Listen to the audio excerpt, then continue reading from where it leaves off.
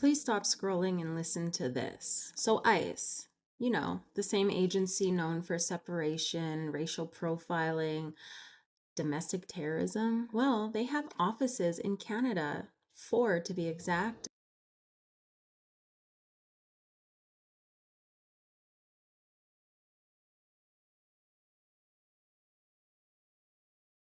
People keep telling us, don't worry, because ICE isn't arresting people in Canada. Duh. But that's not how modern policing works anymore. Power today isn't just boots on the ground.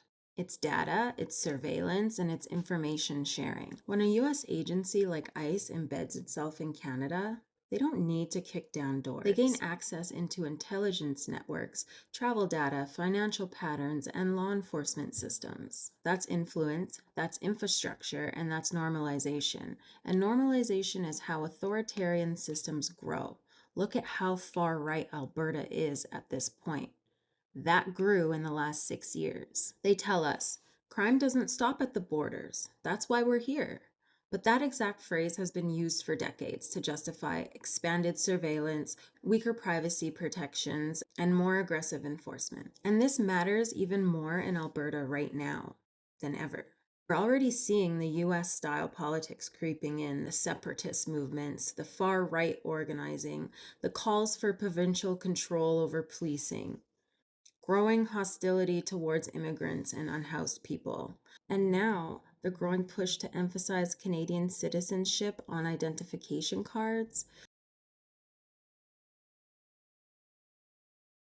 Because I know how this goes. It never starts with mass arrests. It starts with cooperation, with data sharing.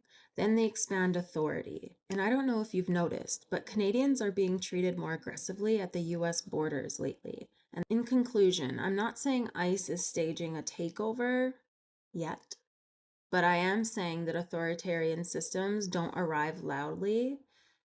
They work in the backgrounds. They arrive quietly through paperwork, through partnerships, through normalization. And once those systems are built, they don't get dismantled easily.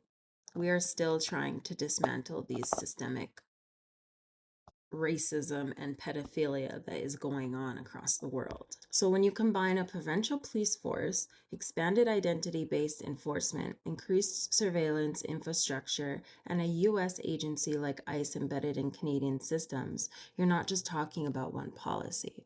You're talking about the architecture of a police state.